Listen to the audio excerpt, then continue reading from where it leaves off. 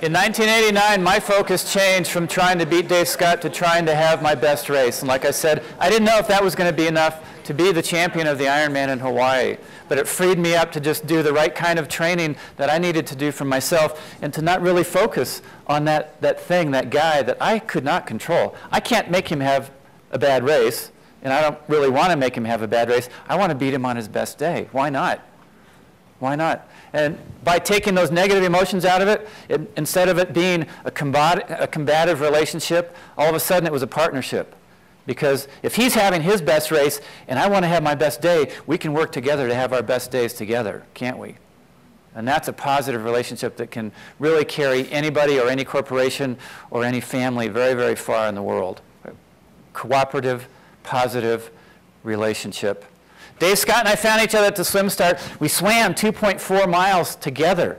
I stayed on his feet the entire swim course. Every 3 or 4 minutes, I would just tap his foot to let him know I was back there. I knew he hated that. We biked 112 miles through incredible winds together. We ran the opening miles of the marathon side by side, not saying one word to each other the entire way. At the half marathon point, we passed the last person who had been ahead of us. One of us was going to win, and we were on a world's record pace. The world's record was going to fall. It was going to be shattered. Only Dave Scott was feeling really strong, and he surged. He dropped his running pace down to a 6-minute mile, and I was barely able to hang on. Finally, he backed off, and I go, "Dear God, do not let him do that again." He did it again, only the second time he didn't back off, and I realized he's going to hold a 6-minute mile for the closing 13 miles of this marathon. Nobody has ever done that, and it had completely blew my mind. And then all of the stuff that doesn't help you out in a moment like that came in, you know, like, Dave Scott, he's so strong, he's won 6 of these things, there's no way I can win this thing, I am such a loser. Telling yourself you're a loser does not fortify you with the strength you need to become a champion, does it? And Brant's going to talk about a tool in a moment that can help you through those moments. It's called quieting the mind. But anyway, it was so hard to match his pace that finally my mind did go quiet. And in the instant my mind went quiet, the most amazing transformation took place. And to describe what happened, I need to take you back 2 days before the race.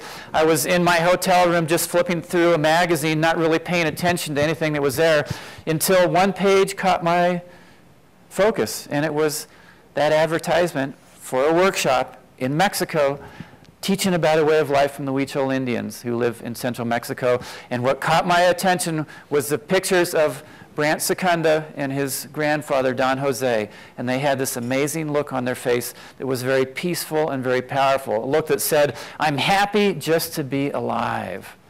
You know how that is when you wake up and you're happy just to see the sun come up again in the morning, and before you even start thinking about what's going to happen that day, you're already coming up with answers to those things that you've been mulling over in your life for a while, don't you?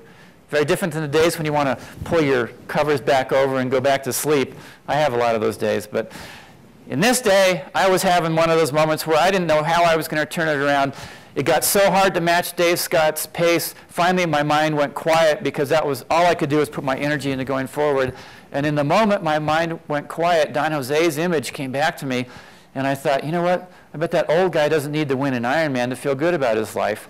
He's happy just to be alive. And suddenly, I was happy just to be there. I was with the best guy in the world.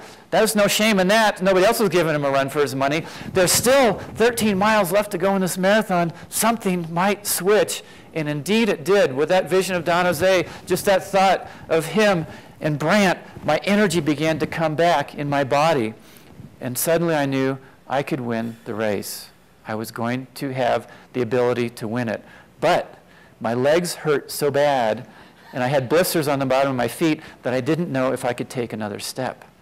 So I was having this battle inside myself. I know I can win it, but I don't know if I can keep going. I know I can win, but I don't know if I can keep going. Live what you ask of yourself. Live it. If I quit, I will not be living that dream. It's right there. All I have to do is go 13 more miles, which sounded totally impossible and challenging, but that's living what we ask for, isn't it? To get to that finish line, to get to that realization of the goals, often they don't come easy. And it's all those thousands of steps that were tough that finally reaches to that moment where it becomes the embodiment of our dreams.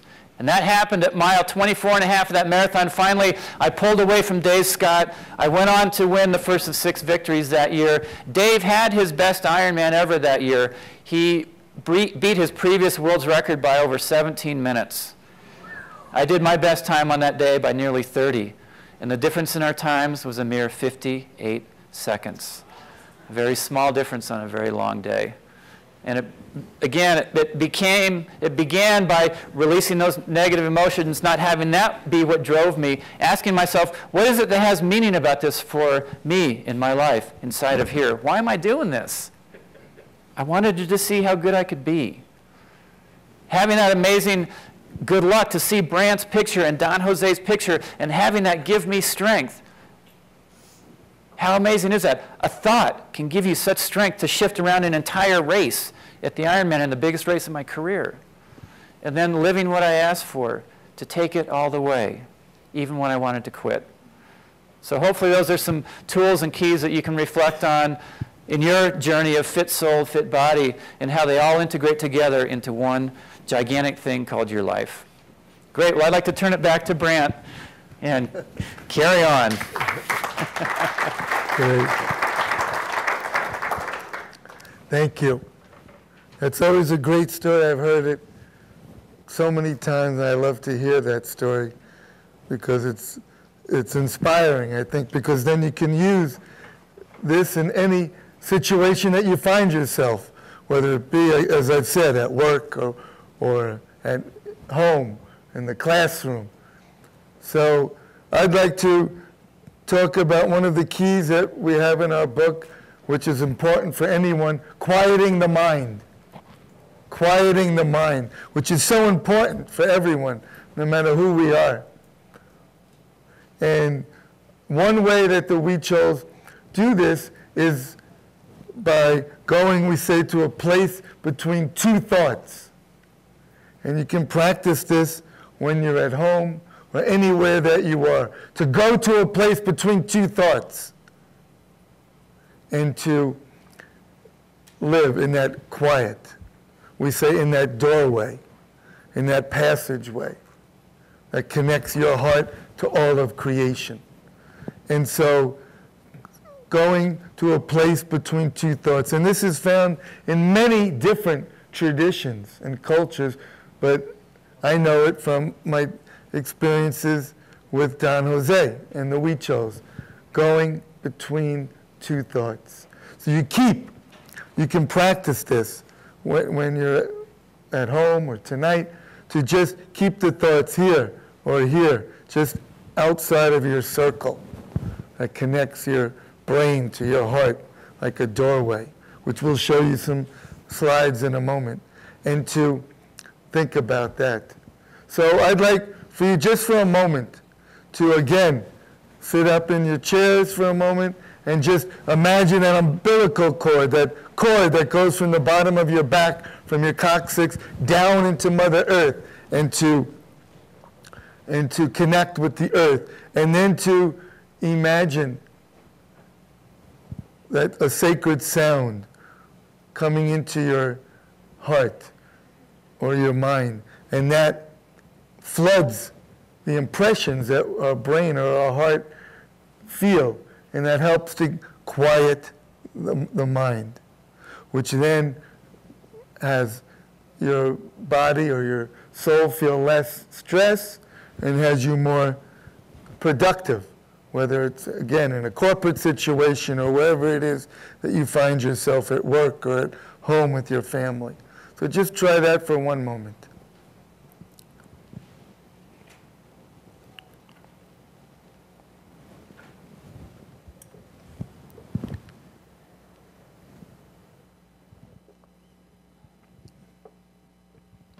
All right. Now I'd like to, you see the drum up here. I've been trying to hide it over here, but I'd like to just drum and rattle for just 1 minute. You don't have to get nervous. And these are ancient tools as well. We say our body is like a drum in the sense that we have a frame with the skin stretched over, if you think about it like that. And the rattle we call kaitsa, and it means voice of the spirit. These are Huichol rattles, kaitsa, voice of the spirit. And we say in these studies that I told you that they did, and they did them at Stanford and as well as at the Menninger Foundation in Kansas, and they found that when we hear sacred sounds, like as I talked about, a river or the ocean, when we hear these sacred sounds, they activate chemicals in the body which produce a sense of well-being or a feeling sometimes of euphoria. And this is why indigenous cultures have used these ancient tools of drums and rattles or chants or gone to listen to the sounds of nature. So I'd like to just have you listen to the drum and the rattle just for a moment, because that's what we have here. We don't have a rushing river here, so we'll just use the sound. And just to, we say listen with both your mind and with your heart, but try to take that sound into your heart, and that will help to quiet your mind, at least for these few moments.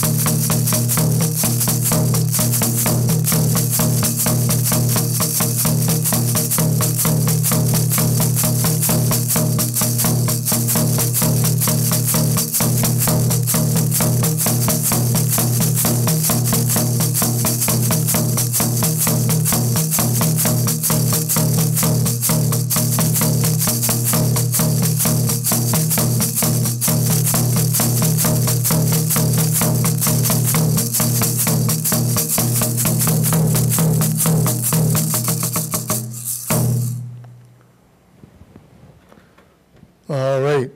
Did you feel anything? I hope. And we say that the rattle, as I said, kaitsa, helps to wake us up, wakes up our spirit. That's why indigenous cultures all over the world have a rattle, and of course the drums. And we say it's like a heartbeat, just a steady beat.